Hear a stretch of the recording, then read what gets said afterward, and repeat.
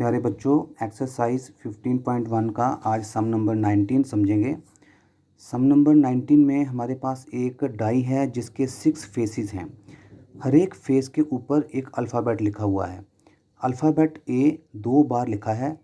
अगर उस डाई को हम नीचे फेंकें तो कितनी प्रोबेबिलिटी है कि एक अल्फ़ाबेट ए निकलेगा या अल्फ़ाबेट डी निकलेगा। ये 2 पार्ट्स हैं इस सम नंबर 19 के जिनकी प्रोबेबिलिटी हमने पता लगानी है।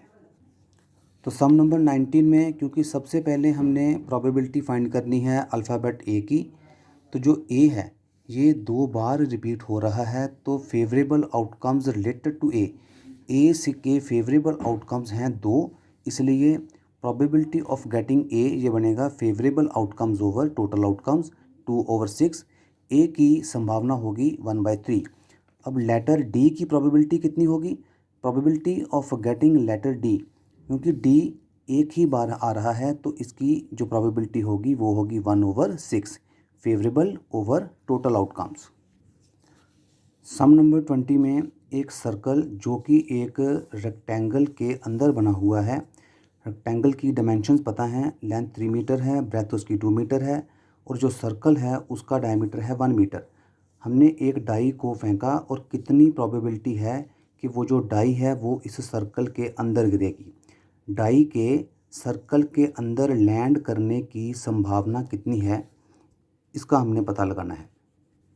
तो सम नंबर 20 में सबसे पहले हम एरिया ऑफ रेक्टेंगल पता करेंगे, टोटल एरिया फाइंड करेंगे, फिर हम अपना फेवरेबल एरिया फाइंड करेंगे जिसके अंदर डाई ने लैंड करना है।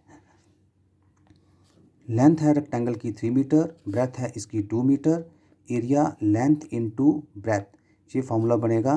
तो 3/2 करेंगे तो एरिया ऑफ रेक्टेंगल आ गया 6 मीटर स्क्वायर। अब सर्कल का डायमीटर 1 मीटर है, रेडियस आएगा इसका 1/2। एरिया ऑफ सर्कल इसका फॉर्मूला है पाई आर स्क्वायर। ये पाई की वैल्यू 22/7, रेडियस है 1/2, सॉल्व किया तो 11/14 ये आ गया एरिया ऑफ सर्कल। ये हमारा फेवरेबल एरिया है और ये 6 हमारा टोटल एरिया है। अब प्रोबेबिलिटी हम फाइंड करेंगे कि जो डाई है वो सर्कल के अंदर गिरने की उसकी संभावना क्या होगी, favourable area over total area. तो फेवरेबल एरिया है हमारा area of circle 11/14, total area है 6, सॉल्व किया तो इसका आंसर आएगा 11/84। सम नंबर 21, एक बॉक्स के अंदर टोटल पेन्स की गिनती है 144 और इन 144 में 20 पेन्स जो हैं वो डिफेक्टिव हैं। तो एक पेन हमने बाहर निकाला, हमने प्रोबेबिलिटी फाइंड करनी है कि कितनी प्रोबेबिलिटी है कि वो एक गुड पेन है या कितनी प्रोबेबिलिटी है कि वो एक नॉट गुड पेन है। सम नंबर 21 में टोटल पेन्स की गिनती 144 है, डिफेक्टिव पेन्स हैं उनमें 20, गुड पेन्स की गिनती होगी 144 माइनस 20 124। सबसे पहले हम probability of good pen find करेंगे, favourable outcomes over total outcomes. Good pens की गिनती 124 है, टोटल है 144, डिवाइड करके आंसर आ गया 31/36। नॉट गुड पेन की प्रोबेबिलिटी होगी 20/144, डिवाइड किया तो इसका आंसर आ गया 5/36। सम नंबर 22 में 2 डाइस को एक साथ फेंका गया। दोनों डाइस को एक साथ फेंकने पर जो दोनों डाइस का अपर पोर्शन होगा, जो ऊपर वाली साइड होगी, उसके ऊपर जो नंबर आएगा उनको ऐड करने पर, उनको जोड़ने पर 2 नंबर आएगा, उसकी प्रोबेबिलिटी क्या होगी? ये गिवन है 1/36। दोनों डाइस के ऊपर वाला जो नंबर आएगा उनको ऐड करने पर नंबर 3 आएगा, उसकी प्रोबेबिलिटी क्या होगी हम फाइंड करेंगे। इसी तरह से दोनों को नंबर ऐड करने पर 4 की प्रोबेबिलिटी क्या होगी, दोनों नंबर्स को ऐड करने पर 5 की प्रोबेबिलिटी, 6 7 9 10 11 ये सारे नंबर्स हैं जो ऐड करने पर, दोनों डाइस के नंबर को ऐड करने पर ये जो नंबर्स बनेंगे इनकी प्रोबेबिलिटी क्या होगी, ये प्रोबेबिलिटी हमने पता लगानी है। सम नंबर 22 में जब हम 2 डाइस को एक साथ फेंकेंगे तो टोटल जो पॉसिबल आउटकम्स होंगी वो होंगी 36। ये 36 हमने सारी की सारी पॉसिबल आउटकम्स लिखी हैं जो 2 डाइस को एक साथ फेंकने पर आ सकती हैं। हो सकता है पहली डाई पर 1 आए और दूसरी पर भी 1 आ जाए, पहली पर 1 या दूसरी पर 2, इसी तरह ये 36 जो पॉसिबल आउटकम्स हो सकती हैं, ये सारे रिज़ल्ट हमने यहाँ पे लिख दिए हैं। अब सबसे पहले हमने फाइंड करना है कि दोनों डाइस के जो नंबर्स हैं उनको ऐड करने पर अगर 1 आएगा इसकी प्रोबेबिलिटी क्या होगी। अब ये एक ही ऐसा नंबर है जिनको ऐड करने पर दोनों डाइस के नंबर्स को ऐड करने पर 2 नंबर आएगा, उसकी प्रोबेबिलिटी क्या होगी। ये एक ही ऐसा नंबर है, पहली डाइस पे ऊपर अगर 1 आएगा तो दूसरी डाइस के ऊपर भी अगर 1 आएगा तो इन दोनों को ऐड करने पर 2 बनेगा। तो एक ही ऐसा रिज़ल्ट है जिनको ऐड करने पर 2 बनेगा। Probability of sum on dice is 2। Dice के ऊपर आने वाले नंबर का सम 2 होगा, इसकी प्रोबेबिलिटी होएगी 1/36। इसी तरह उनका सम 3 होगा, उसकी प्रोबेबिलिटी क्या होगी।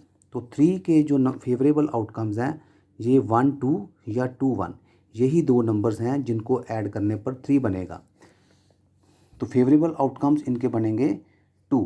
फेवरेबल आउटकम्स हैं 2, तो probability of sum on dice is 3, 2/36। आगे सम 4 की प्रोबेबिलिटी क्या होगी। ये 3 ऐसे नंबर्स हैं जिनको ऐड करने पर 4 बनेगा। 1 + 3, 2 + 2, 3 + 1। तो favourable outcomes of sum 4 is 3, probability of sum on dice is 4, ये बनेगा 3/36। इसी तरह सम 5 होगा, इसकी प्रोबेबिलिटी क्या होगी। 5 सम के जो नंबर्स बनेंगे 1 + 4, 2 + 3, 3 + 2, 4 + 1, ये 4 नंबर्स हैं।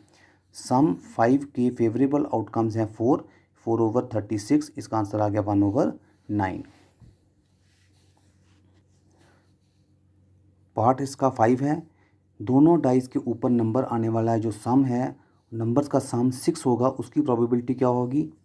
सम 6 होगा, एक तो ये 1 + 5 6 होगा, ये 2 + 4, 3 + 3, 4 + 2, 5 + 1, ये 5 ऐसे आउटकम्स हैं, जो 5 ऐसे रिज़ल्ट हैं जिनका सम 5 होगा, जिनका सम 6 होगा तो probability of sum on dice is 6, ये आएगा आंसर 5/36। इसी तरह से हम sum probability of sum on dice ये फाइंड कर लेंगे। सम 7 होगा, इसकी जो प्रोबेबिलिटी होगी वो बनेगी 6/36। सम 8 की जो सम प्रोबेबिलिटी होगी वो बनेगी 5/36। 8th पार्ट में सम 9 होगा, दो नंबर्स का, उनकी प्रोबेबिलिटी बनेगी 4/36, डिवाइड करके आएगा 1/9। Probability of sum on dice is 10, दो नंबर्स का सम 10 होगा, इसकी प्रोबेबिलिटी क्या बनेगी 3/36।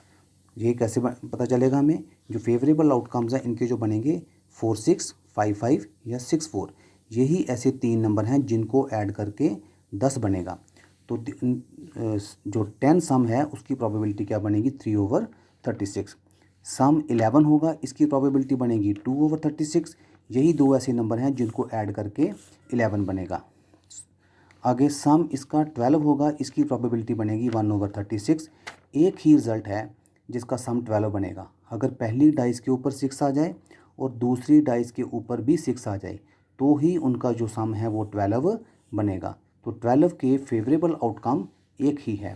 Probability of sum on dice is 12, ये बनेगा 1/36। आगे है इसका सम नंबर 23। सम नंबर 23 में एक सिक्के को 3 बार उछाला गया, 3 बार टॉस करने पर जो रिज़ल्ट आएंगे उसी के हिसाब से जो हनीफ है वो गेम जीतेगा या गेम को हारेगा। तो हनीफ गेम तभी जीतेगा अगर तीनों बार उसका रिज़ल्ट सेम होगा। अगर रिज़ल्ट सेम नहीं होगा तो हनीफ उस गेम को हार जाएगा। तो हमने प्रोबेबिलिटी फाइंड करनी है हनीफ के गेम को ना जीतने की, या हनीफ के हारने की प्रोबेबिलिटी क्या होगी। तो जब हम एक ही सिक्के को 3 बार टॉस करेंगे तो टोटल आउटकम्स होंगी उसकी 8। ये सारी की सारी जो पॉसिबल रिज़ल्ट हैं जो कि एक सिक्के को 3 बार उछालने पर निकल सकते हैं, ये सारी की वैल्यूज़ हमने यहाँ लिख दी है। अब गेम जीतने के लिए रिज़ल्ट सेम होना चाहिए। तो तीनों रिज़ल्ट सेम का मतलब है अगर तीनों हेड आएंगे तो हनीफ जीतेगा, अगर तीनों टेल निकलेंगे तो हनीफ जीतेगा। जो बाकी के जो रिज़ल्ट हैं ये सारे रिज़ल्ट डिफरेंट हैं। तो ये 1 2 3 4 5 और 6, ये 6 जो रिज़ल्ट हैं ये हनीफ के हारने के हैं। तो favourable outcome to lose the game ये कितने बनेंगे 6। 6 जो रिज़ल्ट हैं वो हनीफ के हारने के फेवरेबल हैं और 2 रिज़ल्ट उसके जीतने के फेवर में हैं। तो favourable outcomes to lose the game ये बनेंगे 6, प्रोबेबिलिटी और टू लूज़ द गेम ये बनेगा 6/8, डिवाइड करके इसका आंसर आएगा 3/4। सम नंबर 24, इसमें एक डाई को 2 बार टॉस किया गया। 2 बार टॉस करने पर कितनी प्रोबेबिलिटी है कि जो नंबर ऊपर आएगा दोनों बार वो नंबर 5 ऊपर नहीं आएगा, इसकी प्रोबेबिलिटी क्या है, या कम से कम एक बार 5 ऊपर आएगा ही आएगा, इसकी प्रोबेबिलिटी क्या होगी। तो जब हम एक सिक्के को 2 बार उछालेंगे या 2 बार टॉस करेंगे तो टोटल पॉसिबल आउटकम्स बनेंगे इसके 36। अभी हमने सम नंबर 22 में देखा कि वो 36 आउटकम्स कौन से थे। तो सबसे पहले हमने प्रोबेबिलिटी निकालनी है कि दोनों बार डाई को फेंकने पर एक बार भी 5 ऊपर वाली साइड के ऊपर नहीं आएगा, इसकी प्रोबेबिलिटी क्या होगी। तो वो हम सारे रिज़ल्ट अपने पिछले रिज़ल्ट में से देखेंगे कि ऐसे कितने रिज़ल्ट हैं कि जब एक बार भी 5 नहीं आएगा। ऐसे रिज़ल्ट बन रहे हैं 25। अभी हम इन सारे के सारे रिज़ल्ट्स को काउंट करेंगे। 2 बार डाई फेंकने पर जो टोटल 36 रिज़ल्ट बनेंगे वो 36 रिज़ल्ट हमने यहाँ पर लिखे हैं। अब हमने इनमें सिर्फ वही रिज़ल्ट काउंट करने हैं जिनमें 5 एक बार भी नहीं आएगा। ऐसे ये रिज़ल्ट है, इसमें 5 नहीं आ रहा। 1 2 3 4 ये 5 आ रहा है, इसको हम छोड़ देंगे। 5 6 इसको भी छोड़ देंगे। 7 8 9 10 11 12 13 14 इसे भी छोड़ देंगे। 15 16 17 18 19 20 ये सारे रिज़ल्ट छोड़ देंगे क्योंकि इनमें 5 आ रहा है। 21 22 23 24 और 25। तो 25 ऐसे रिज़ल्ट हैं जिनमें एक बार भी 5 नहीं आ रहा। तो 5 नहीं आएगा, इसकी प्रोबेबिलिटी क्या बनेगी 25/36।